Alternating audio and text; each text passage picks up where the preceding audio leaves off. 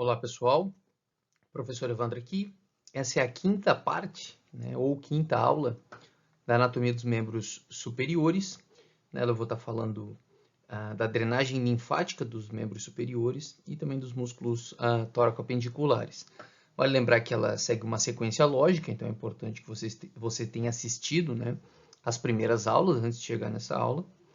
E vale lembrar que todas as aulas do canal elas estão subdivididas em playlists. Então você pode encontrar, tem playlist de membros superiores, essa aqui, por exemplo, playlist de anatomia topográfica de cabeça, de pescoço, playlist de anatomia sistêmica do sistema, por exemplo, respiratório, circulatório.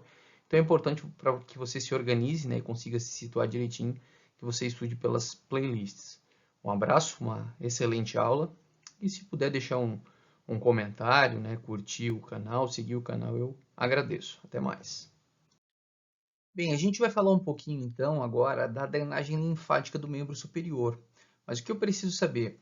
Assim como eu disse que na drenagem venosa nós tínhamos veias superficiais que drenavam pele, tecido celular subcutâneo, e tínhamos veias profundas, que drenavam músculo, osso, as estruturas mais profundas, as estruturas estão dentro, profundas em relação à face profunda, dentro daqueles compartimentos. O sistema de drenagem linfática ele vai seguir de forma semelhante. Então, eu tenho vasos linfáticos que drenam a pele e o tecido mais superficial, e vasos linfáticos que vão drenar o compartimento, ou seja, o espaço lá mais profundo, ossos, músculos, o que tiver lá dentro do compartimento que está dentro, ou seja, revestido pela face profunda. Bem, então primeiro eu vou falar para vocês da drenagem profunda, tá? Vamos pensar então primeiro na drenagem profunda. Vamos esquecer pele e tecido celular subcutâneo por enquanto. A gente vai ver o seguinte, ó, a drenagem profunda aqui, ó, da mão e do antebraço, ela vai ser direcionada para a primeira cadeia de linfonodos, tá? E essa primeira cadeia de linfonodos está aqui na região cubital, ó, tá? E aparecem como linfonodos cubitais. Então, a drenagem da região profunda, ó, da mão e do antebraço vai ser direcionada para os linfonodos cubitais. A linfa que uma vez foi filtrada aqui nos linfonodos cubitais, vai ser direcionada juntamente com a linfa da região do braço, tá? Profundidade ainda, lá para os linfonodos axilares laterais, ou humerais. Aqui na axila a gente tem várias cadeias de linfonodos, eu já vou apresentá-las para vocês, mas vejam, ó, tem uma cadeia aqui, ó, chamada de linfonodos axilares humerais, ou laterais, tá? Entre parênteses aqui, ó.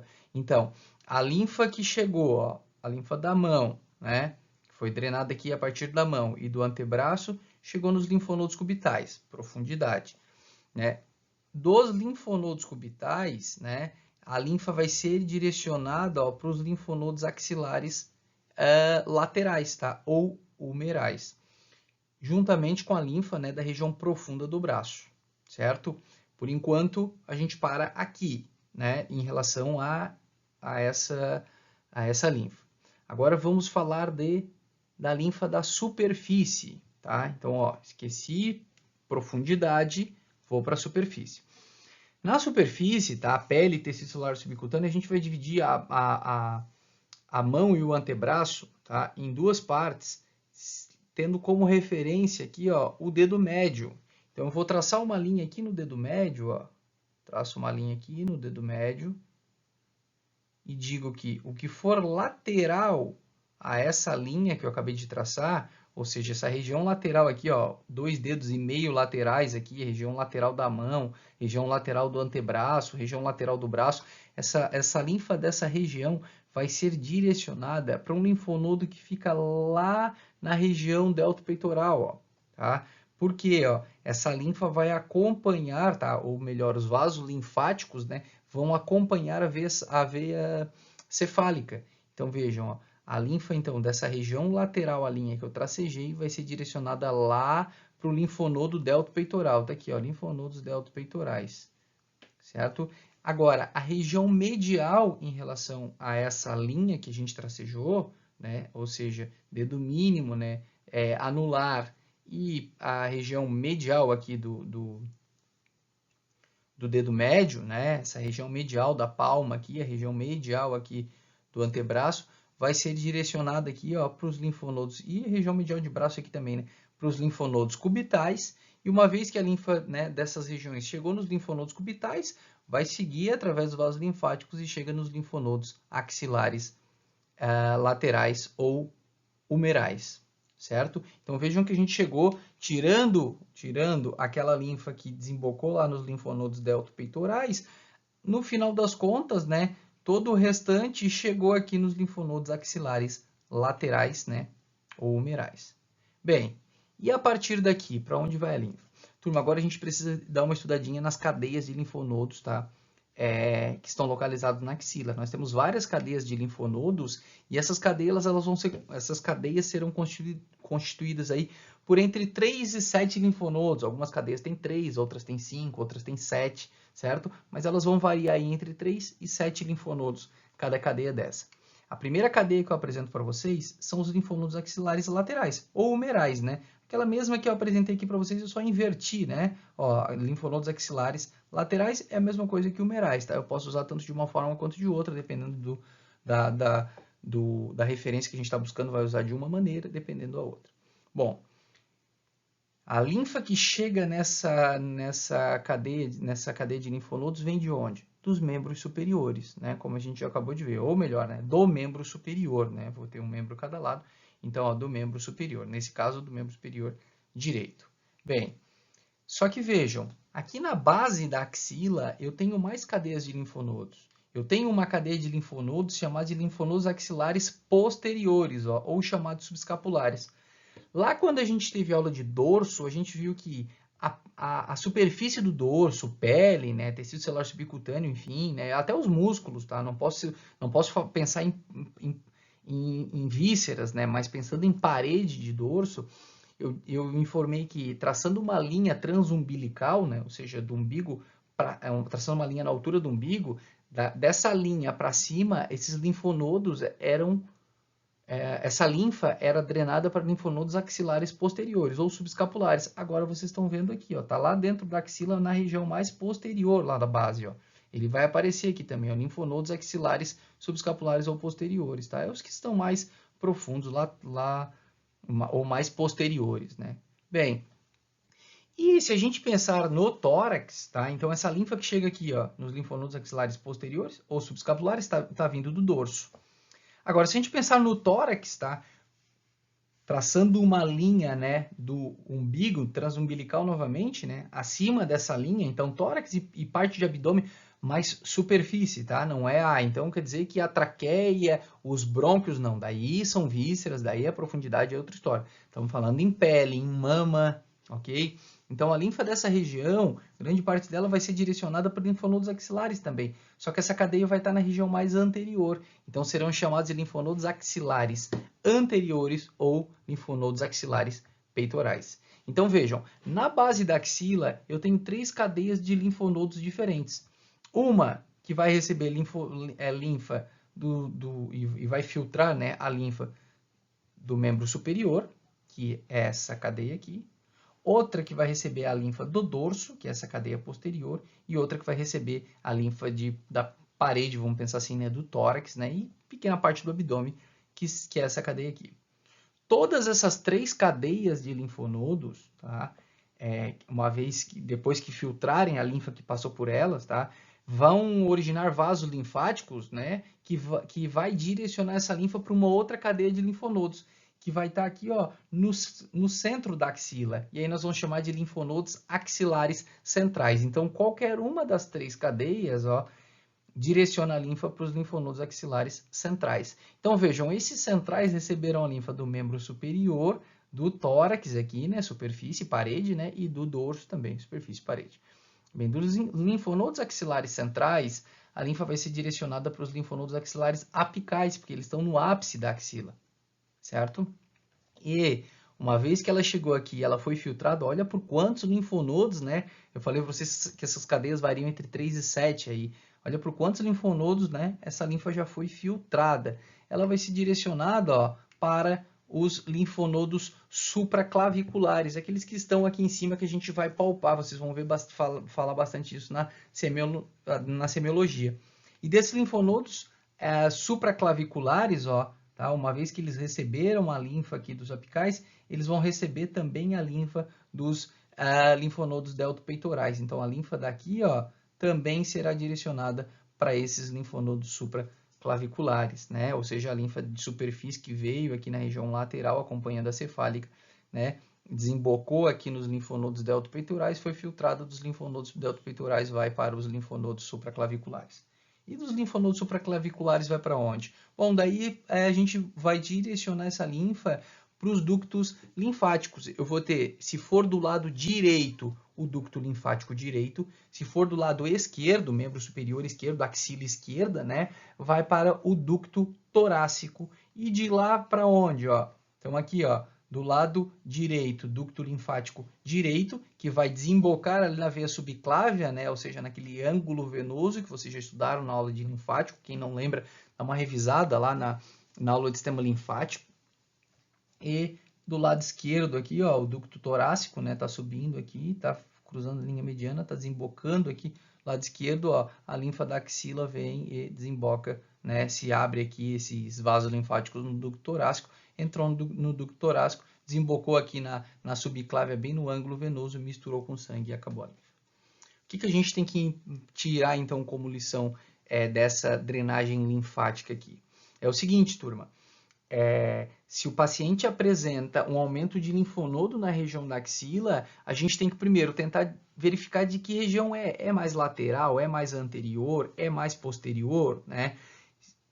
E uma vez tendo verificado de que cadeia se trata, a gente tem que verificar a possibilidade de qual é o ponto, né? De onde que, qual é o ponto, por exemplo, aí claro que vocês depois vão entender que depende do tipo, né, de aumento do linfonodo, se for um aumento, né, lento, 2, 3 meses, né, não tem febre, o linfonodo é rígido, né, ou não, é um aumento de, faz 2, 3 dias, 4 dias, dói, né, o paciente teve febre, então tem esses fatores que vão ser levados em consideração, mas vamos pensar que é de origem infecciosa, tá? O paciente está com um processo infeccioso. Tá? Essa infecção vai estar onde? Bom, se for linfonodos axilares laterais, eu vou ter que, né, eu vou ter que examinar a mão mão, antebraço, braço, né, membro superior do paciente, né? Mas é claro que às vezes vai ser difícil distinguir, então vai ter que fazer, né, o paciente vai ter que ser examinado como um todo, né? Mas ainda assim, né, focar bem em membro superior, tórax e abdômen, né? Ver se não tem uma lesão de pele no tórax ou no abdômen, um abscesso, algo do tipo. Bom, tem um outro fator que é importante a gente pensar em relação a essas cadeias de linfonodos. Quando o paciente muitas vezes desenvolve um tumor, tá? Isso é relativamente comum no câncer de mama, né? O paciente desenvolveu câncer de mama, né? Mais comum em mulheres, mas pode acontecer em homens também, né? O paciente desenvolveu um câncer de mama, tem que fazer a mastectomia, né? Total, muitas vezes total e bilateral, né? Então tira a mama, né, dos dois lados, e aí o profissional muitas vezes tem que fazer um esvaziamento de linfonodos. Antigamente optava-se muitas vezes para evitar, né, possíveis metástases e retirar uma grande quantidade de linfonodos. O esvaziamento é ir retirando esses linfonodos aí, porque, né, possivelmente eles podem estar já contaminados, né?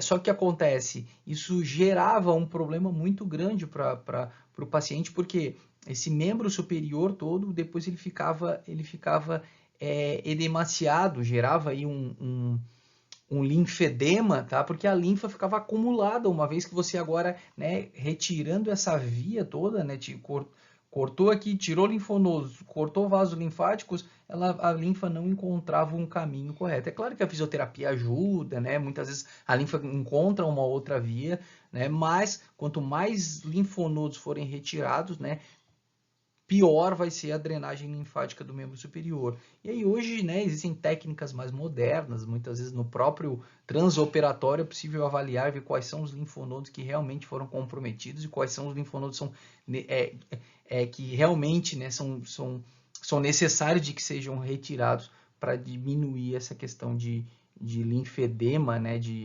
acúmulo aí de linfa no membro superior, tá? Então, uma correlação aqui entre tórax, né, entre mama e membros superiores em relação a essa drenagem linfática.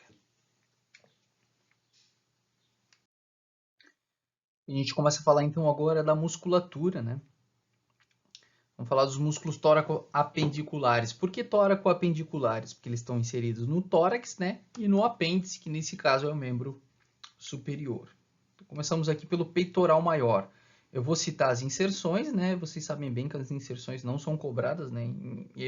Quer dizer, não são cobradas em prova. Eu, particularmente, não cobro em prova, né? Mas eu vou citá-las como eu fiz nas outras, né? Na anatomia do dorso, na anatomia da cabeça e do pescoço. O músculo peitoral maior está aqui, ó. A inserção medial dele vai ser ó, na borda anterior da clavícula, né? Na metade medial, né? Vamos dizer assim. No externo, né? Nas 6 primeiras cartilagens costais, e ele se insere aqui também na aponeurose do oblíquo externo do abdômen, né? Detalhe, mas enfim. A inserção lateral vai ser na crista do tubérculo maior do úmero. E a inervação dele vai ser pelo nervo peitoral lateral e o nervo peitoral medial. Depois a gente vai ver que o peitoral lateral ele vem do fascículo lateral do plexo braquial e o peitoral medial ele vem do fascículo medial, ele inerva o músculo peitoral menor, perfura e vai até o músculo peitoral maior. Então a inervação desse músculo é dupla, nervo peitoral lateral e nervo peitoral medial. A ação do peitoral maior vai ser a rotação do medial do braço, tá? A gente pode falar que a rotação medial do braço ou do ombro, o movimento acontece no ombro, né? Mas a gente está girando, ó, então rotação do úmero, rotação medial, alguns chamam de rotação interna, tá? Ó, aqui, ó, eu giro o úmero, opa, tô girando o antebraço, giro aqui o úmero lateralmente, ó, rotação lateral, e essa aqui, ó, rotação medial ou rotação interna. Então, rotação medial, tá? Ele ajuda na adução, ó, adução do ombro ou do braço, tá? Tanto faz. E ele ajuda também na flexão, ó, na flexão do braço, que é esse movimento aqui, certo? Então, ó, adução, rotação interna, quando eu giro internamente, e flexão, tá? Ele vai ajudar também na extensão se tiver completamente fletido, mas né, isso aí já é o detalhe, certo? Profundo a ele, nós encontramos o músculo peitoral menor. O peitoral menor vai ter a seguinte inserção. A inserção superior dele vai ser no processo coracoide da escápula e a inserção inferior na terceira, quarta e quinta, né, costelas. Inervação nervo peitoral medial, né, aquele que vem do fascículo medial, do plexo braquial. A ação dele vai ser ó, depressão do ombro, tá, e rotação inferior da escápula. Tá? Gira a escápula inferiormente. Isso aqui é meio difícil do aluno entender, mas olha só. Quando a gente faz uma abdução de braço, a gente consegue fazer a abdução até os 90 graus. A partir dos 90 graus ela não vai mais. Tá? Para eu continuar a abdução do braço, eu vou ter que fazer uma rotação lateral do úmero e vou ter que fazer uma rotação superior da escápula. Para você entender isso é o seguinte, ó, abduz completamente aí, conforme você estiver assistindo a aula, palpa aqui, ó, nessa região lá na linha axilar posterior e você vai sentir o ângulo inferior da escápula. Quando você baixa aqui, ó, quando você faz uma adução novamente, o ângulo desaparece. Tá? Por quê? Porque eu faço uma rotação superior da escápula e uma rotação inferior quando eu volto. Tá? Então, ó, nesse caso, um dos músculos que ajuda a fazer a rotação inferior, descer novamente a escápula, girar a escápula novamente para baixo, será o peitoral menor, certo? Então ele ajuda nesse movimento. Depois eu mostro para vocês direitinho quais são os movimentos de ombro. Além disso, além da depressão de ombro e rotação inferior da escápula, ele auxilia também na inspiração forçada, né? Lembra? Quando eu estabilizo a minha escápula e inspiro com força, eu puxo, né? Eu elevo. Então, ó, com o processo coracóide da escápula estabilizado, eu contraio esse peitoral menor e eu elevo mais ainda as costelas, né? E, consequentemente, aumento aquela pressão negativa, né? A pressão negativa fica maior dentro dos alvéolos e puxa mais ar, né? Então ele é um músculo acessório na inspiração, a gente falou disso no sistema respiratório. Depois nós encontramos aqui o músculo subclávio, ó. O músculo subclávio é esse músculo pequenininho que vai ter inserção, ó. Lá no sulco, né, subclávio, ou sulco para o músculo subclávio lá no na clavícula, e a inserção dele inferior vai ser na primeira costela e primeira cartilagem costal. Inervação, nervo para o músculo subclávio. Depois a gente vai ver que esse nervo vem lá do tronco superior do plexo braquial. A gente vai falar de plexo, vocês vão ver esses ramos todos. A ação dele é colocado como ele deprime, né, o ombro, porque ele abaixa a clavícula, certo? E que a gente vê o serrátil anterior. Esse músculo serrátil anterior ele é muito importante, tá? Por quê? Ó, vamos falar primeiro da inserção. A inserção do serrátil anterior vai ser lá na borda medial da escápula, tá lá na borda medial, ele vem aqui, ó, e se insere. Ele tem 3 porções, mas a gente vai considerar como sendo, né, tudo uma coisa só. Ele se insere lá na borda medial da escápula, porque se vocês forem buscar, vocês vão ver que uma parte é no ângulo superior e uma parte no ângulo inferior, a outra parte na borda medial. Mas vamos generalizar, a borda medial da escápula, e a inserção anterior dele vai ser na borda lateral das costelas, da primeira até a 9ª costela, certo? Esse músculo todo aqui. Inervação dele, esse nervo importante aqui, ó, e bem vulnerável, tá? Chamado de nervo torácico longo, tá? Longo de comprido, tá? Já aconteceu de eu falar torácico longo e o aluno entender torácico do lombo, tá? Não existe esse nervo. Torácico longo, porque ele é longo, olha como ele é longo, ele vem lá de cima. Ele vem de C5, C6, C7 do plexo braquial. Não vem bem do plexo, ele vem de C5, C6, C7, né, lá das raízes, tá? Mas não deixa de fazer parte do plexo. Enfim, ação desse músculo. Esse músculo ele vai fazer a rotação superior da escápula, tá? Aquele movimento da escápula que eu disse que a gente gira e consegue sentir o ângulo dela aqui, ó, na linha axilar posterior, tá? Façam isso que vocês vão sentir. Então, rotação superior da escápula. Além disso, ele é considerado o músculo do boxeador, porque ele faz protração da escápula. Ele joga a escápula para frente. E aí, ó, quando você vai executar um golpe, né? Um soco, por exemplo, né, se a minha escápula tem que estar fixa, porque senão eu bato, a escápula absorve, né, a escápula vai para trás e você não consegue, né, fazer o impacto que gostaria. Então, ele é considerado também o músculo do boxeador. Mas por que ele é um músculo de importância? Porque esse nervo, esse nervo torácico longo que nós vemos aqui, ó, aqui ele aparece aqui também, ele é um nervo relativamente vulnerável, tá? Ele é praticamente subcutâneo aqui na região lateral de todo o tórax. E o profissional tem que tomar um certo cuidado quando vai fazer, por exemplo, uma mastectomia, né? A retirada da mama para não acabar, né, comprometendo esse nervo. É claro que às vezes, né, em caso de tumor, o nervo já está comprometido pelo próprio tumor, né? Mas vamos considerar em casos em que ele não foi comprometido, para que de forma iatrogênica, né, na cirurgia, o cirurgião não acabe lesando esse nervo. Além disso, tem que lembrar dele sempre quando se vai fazer uma drenagem de tórax, né, uma sutura nessa região. Então, ele é um nervo relativamente vulnerável. E a reclamação que o paciente ou a paciente, né, vamos pensar aqui em uma paciente que tirou a mama, né, como eu falei para vocês, que seja mais comum nas mulheres que nos homens, teve que tirar a mama, né? Houve lesão do serrátil anterior. A maior queixa é o seguinte, doutor, ó, eu tô bem, tal, mas eu não consigo mais pentear o meu cabelo, porque esse movimento aqui, ó, esse movimento aqui de abdução completa, tá? Do braço, ele é perdido ou ele é muito enfraquecido, tá? Então, porque depois a gente vai ver que o início da abdução é feito por um músculo, tá? Que é o supraespinal, até os 15 graus, dos 15 até os 90 graus é o deltoide, e depois daqui dos 90 graus em diante, para eu complementar esse movimento, eu vou depender do trapézio, mas principalmente do serrátil anterior, tá? Então, tem algo aqui algo de importância, por isso que eu estou citando para vocês. Bem, seguindo aqui então, trapézio. Músculo trapézio vocês já viram na anatomia de dorso, né? Então, vou repetir bem rapidamente aqui, né? Se insere na protuberância occipital externa, ligamento linha nucal superior, né? Ligamento nucal e processo espinhoso de C7 até T12, inserção medial. Inserção lateral dele vai ser na espinha da escápula, processo coracoide, né? E borda posterior da clavícula lá na frente. Esse nervo é inervado, né?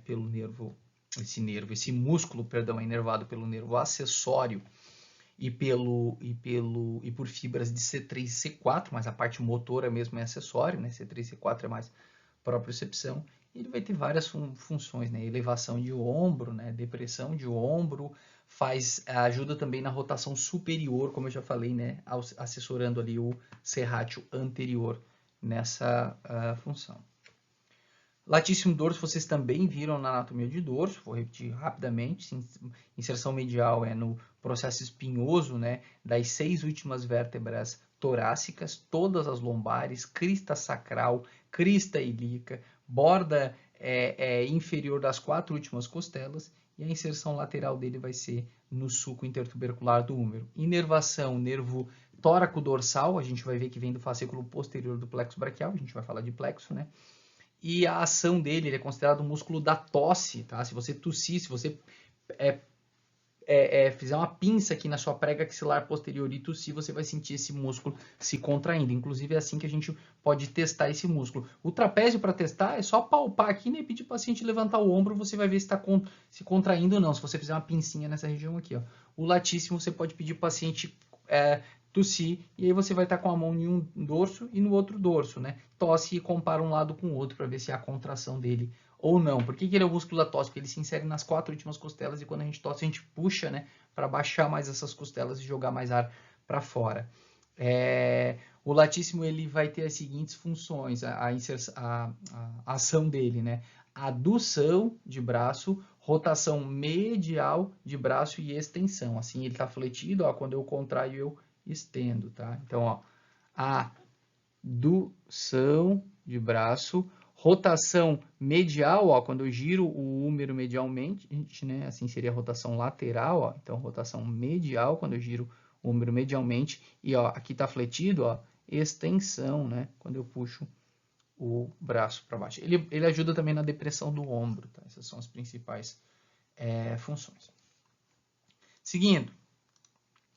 Levantador da escápula. O levantador da escápula se insere no processo transverso das 3 primeiras vértebras cervicais, né, do Atlas C3. Alguns colocam até C4, não vai fazer diferença aqui para a gente. A inserção inferior dele vai ser no ângulo superior da escápula. A inervação, tá? O mesmo nervo que inerva o levantador da escápula vai inervar o romboide menor e o romboide maior, tá? E que vai ser o nervo dorsal da escápula, tá? A gente vai ver que esse nervo dorsal da escápula vem lá da raiz de C5 do plexo, né? Antes de formar o plexo, a raiz de C5 já dá esse raminho, que é o nervo dorsal da escápula, ele vem e inerva o levantador da escápula, o romboide maior e o romboide menor. A ação dele vai ser principalmente elevação, né, da escápula e, consequentemente, elevação do ombro. E os romboides, né? A gente coloca aqui, separa romboide maior e romboide menor, mas na verdade a gente pode até falar dos dois ao mesmo tempo, porque os dois músculos têm a mesma inervação e a mesma ação, tá?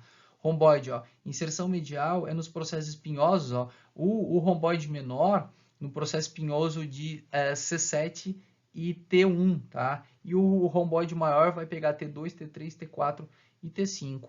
Mas, né, processos espinhosos aqui dessa região. A inserção lateral deles vai ser na borda medial, ó, borda medial da escápula, tá? Sendo que o romboide maior vai ficar abaixo da espinha da escápula, ó, e o romboide menor acima, né, da espinha da escápula, né? A espinha só como um marcador aqui, mas de tanto de um quanto o outro é borda medial da escápula.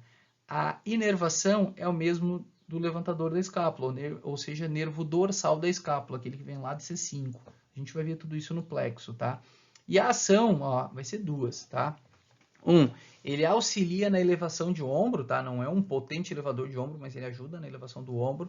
Mas a principal ação dele vai ser, ó, a retração da escápula. O que é a retração da escápula? Ó, quando eu jogo o meu ombro para frente, eu faço uma protração, ó. Joguei o ombro para frente, protração do ombro. Quando eu jogo, ó, joguei a escápula para frente. Quando eu jogo a escápula para trás novamente, ó, eu fiz uma retração. Então, quando eu faço isso aqui, ó, eu estou retraindo as minhas escápulas, tá? Estou jogando elas para trás. E quem faz essa função de retração da escápula são os romboides, romboide maior e romboide menor. Turma, então encerramos essa aula por aqui. A gente falou de músculos tóraco-apendiculares, né? Na próxima aula eu iniciarei com músculos escápulo-humerais. Um abraço e até a próxima.